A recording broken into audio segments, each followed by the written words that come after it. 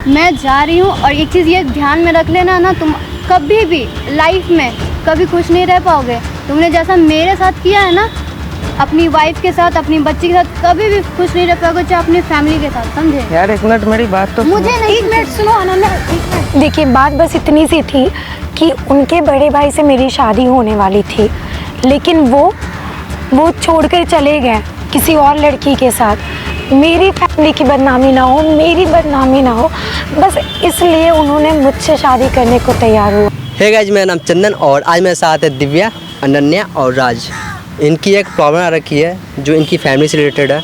तो हम चाहते हैं दिव्या जी, आपकी जो भी प्रॉब्लम है, आप जो भी आप मुझे इंस्टाग्राम पे आप बताए थे अपनी सारी बात, आप यहाँ रखें कैमरा के सामने। देखिए चंदन जी, आपको तो पता है कि मेरी शादी हो चुकी है, इनसे 5 साल हो चुका है शादी को, और ये हमारी प्यारी सी बेटी है। लेकिन लास्ट वीक क्या हुआ है कि ये अपनी एक्स गर्लफ्रेंड से मिले हैं, जिसके बारे में इन्होंने मुझे पहले सारा कुछ बता चुका है, कुछ भी छुपा नहीं है। लेकिन हुआ क्या है ना कि लास्ट वीक जब ये मिले तो उन्होंने कुछ अजीब सी बातें कह दी है, एक कर्ज दे दिया है कि जैसे मतलब वो खुश नहीं है वैसे हमारी फैमिली कभी खुश नहीं रहेगी, ऐसा करके। तो वही मैं चाह रही हूँ कि जब वो आज मिलने आए तो हम लोग उनसे मिल कर के बातें करें, उन्हें समझाएं कि जैसा आप समझ रही हैं वो सब गलत है, आपके माइंड में जो भी नेगेटिव थॉट्स है वो सब आप बदलें। हम लोग सारी मिसअंडरस्टैंडिंग को क्लियर करना चाहते हैं, और जो भी आप भी थे वो तो आप इन्हीं से समझ सकते हैं। तो आप सारी बात बताएं जो भी कुछ हुआ है। एक्चुअली बात यह है कि लास्ट वीक मैं अपने एक्स से मिला और उसने मेरे को मेरी बेटी के साथ देखा है, और उसने मेरे को बोला कि जैसे तुमने मेरे को चीट करा तो वैसे ही अपने जैसे प्रेजेंट में जिसके साथ तुम हो अपने पार्टनर के साथ उसे मत चीट करना। इनफैक्ट उसे सारी बात पता भी नहीं है कि क्या रीज़न था मेरे शादी के पीछे, या फिर किस वजह से मेरा शादी हुआ और क्यों मैंने उसे छोड़ा, ये सब उसे कुछ भी आइडिया नहीं है। तो इसलिए मैंने आज उसे यहाँ बुलाया है, और उसने मेरे को बद्दुआ भी दी है शादी से रिलेटेड कि मैं कभी खुश नहीं रह पाऊँगा अपनी फैमिली के साथ में। तो इसी सिलसिले पे मैंने सोचा कि एक बारी मिल के सारी बातें क्लियर कर दी जाए, तो इसलिए मैंने उसे आज यहाँ बुलाया है, और वो कुछ देर में यहाँ आने वाले थे। तो आप ऐसा कीजिए, आप उनसे कॉल करके आप पूछ लीजिए वो है कहाँ।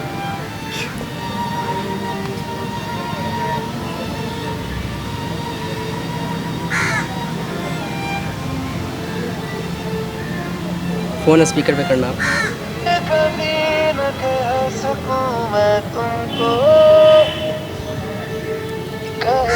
बिना समझ लो तुम शायद जो तुम। हेलो। हेलो। हाँ, कहाँ हो? बस रास्ते में हूँ। कितना टाइम लगेगा? मुश्किल से 10-15 मिनट लगेगा मेरे को आने में। ठीक है, आओ। ठीक है। 10-15 मिनट बताइए जी। तो दिव्या जी और राज जी, आप लोग से रिक्वेस्ट है, आप लोग उस तरह से इस तरह बात कीजिएगा ताकि वो मान जाए। तो राज जी, आप कोशिश करना जो भी पहले बात हुई थी या 1 वीक पहले जो भी आपसे डिस्कस हुई थी वो सारी बात आप यहाँ रखें ताकि वो सारी चीज़ हम कैमरा में रिकॉर्ड कर सकें। Okay? Few moments later. Hello. हाँ, कहाँ हो? मैं तो बस यहीं बैठा हूँ। कहाँ हो तुम? इधर राइट साइड देखो।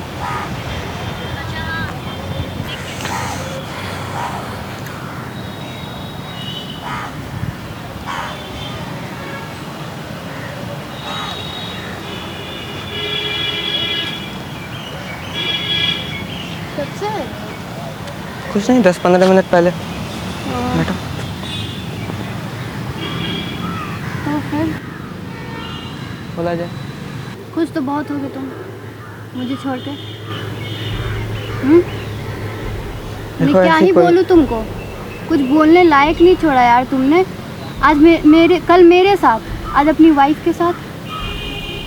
देखो अनन्या, जो भी पास्ट की मुझे कुछ नहीं सुनना। पास्ट क्या होता है?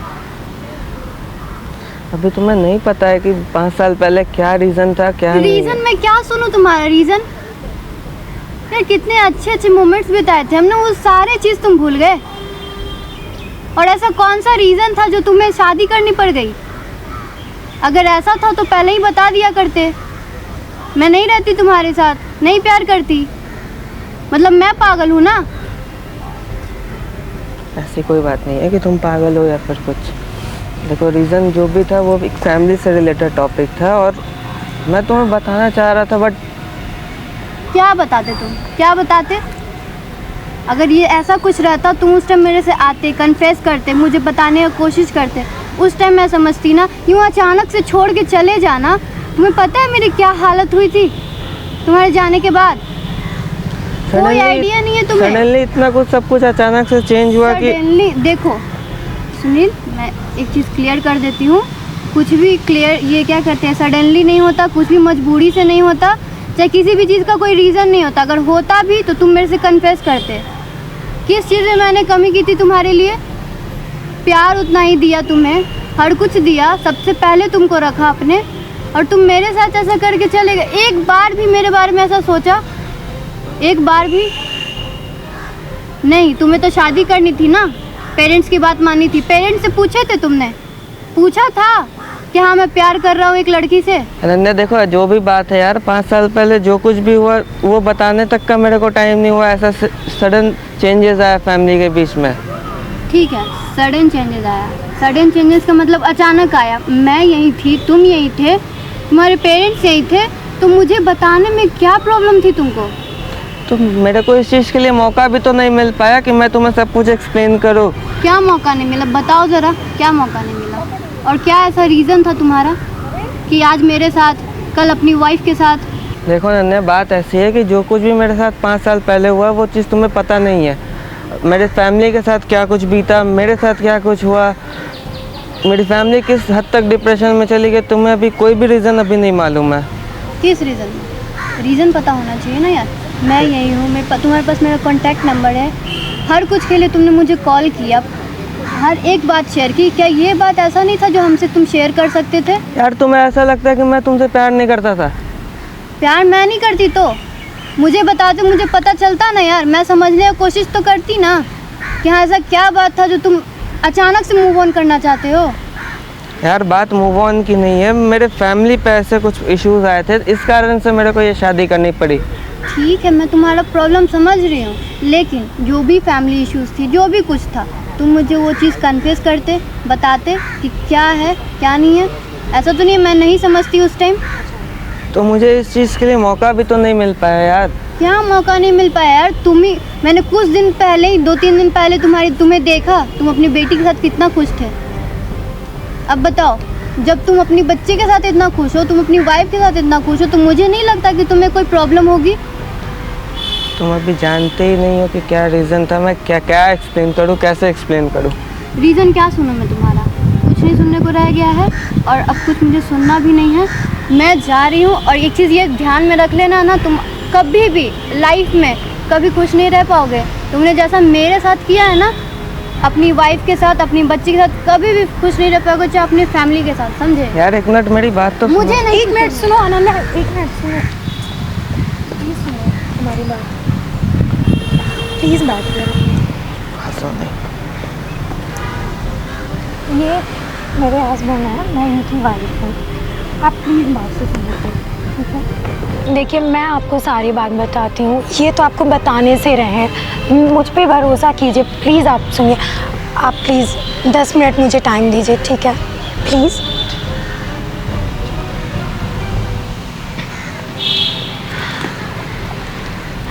अनन्या, आपका गुस्सा होना मैं समझती हूँ, आप प्लीज़ इग्नोर नहीं कीजिए हमें।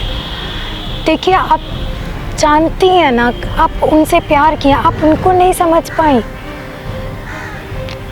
आप सुन रही हैं मेरी बात? मैं सुन रही हूँ। देखिए, बात बस इतनी सी थी कि उनके बड़े भाई से मेरी शादी होने वाली थी, लेकिन वो छोड़कर चले गए किसी और लड़की के साथ। मेरी फैमिली की बदनामी ना हो, मेरी बदनामी ना हो, बस इसलिए उन्होंने मुझसे शादी करने को तैयार हुआ। उनके फादर को हार्ट अटैक आया था। अब आप बताइए, अगर आपके साथ ऐसा सिचुएशन होता तो क्या आप नहीं करती? आप अपनी फैमिली के लिए नहीं करती ना? बस यही बात है, आप उन्हें ब्लेम मत कीजिए, आप उन्हें कर्ज मत कीजिए। मैं जानती हूँ आपकी कोई गलती नहीं है, गलती उनकी भी नहीं है, बस हालात ऐसे थे। आप समझ रही हैं बात को? मैं समझ रही हूँ। सॉरी, आपको हमारे कारण ये सब कुछ करना पड़ा, सब सहना पड़ा,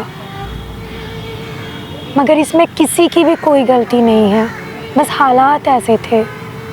आप बोल सकती हैं, जो भी आपके मन में आप बोल सकती हैं। इतना भी क्या रीज़न था यार कि मुझे बता नहीं सकते थे।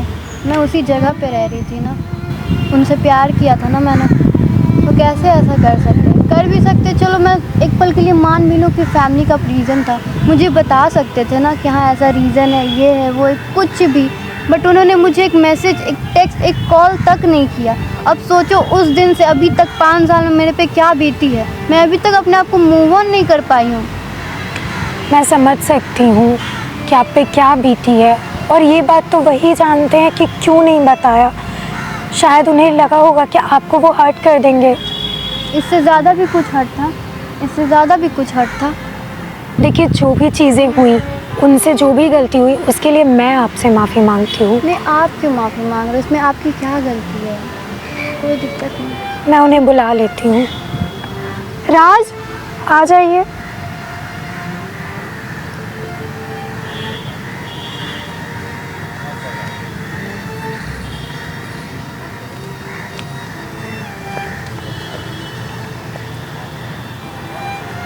बहुत क्यूट है। हाँ, आंटी को हेलो बोलो। हेलो। हेलो। क्या नाम है आपका? अनन्या। अनन्या। हाँ,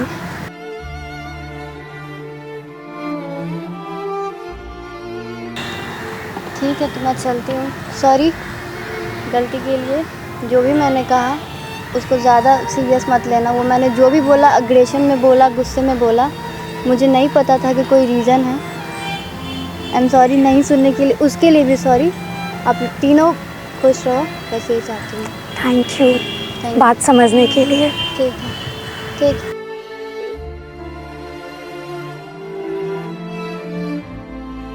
तो गाइस, देखा आप लोगों ने दिव्या के लाइफ में कितनी बड़ी प्रॉब्लम थी। अनन्या नाम की एक लड़की थी जो उनकी हस्बैंड की एक्स रह चुकी थी, और वो बद्दुआ दे रही थी कि वो अपने लाइफ में कभी भी खुश नहीं रहेंगे। तो ये सारी बातें जब दिव्या को पता चला तो वो सारी जितनी भी कन्फ्यूजन थी वो दूर करना चाहती थी, इसलिए अनन्या को बुलाई और सारी मैटर जितना भी था वो सुलझा चुके हैं। खैर, आपको वीडियो कैसा लगा, अच्छा लगा तो प्लीज़ हमें कमेंट करके बताएं, और मिलते हैं एक नेक्स्ट वीडियो में। तब तक के लिए बाय बाय।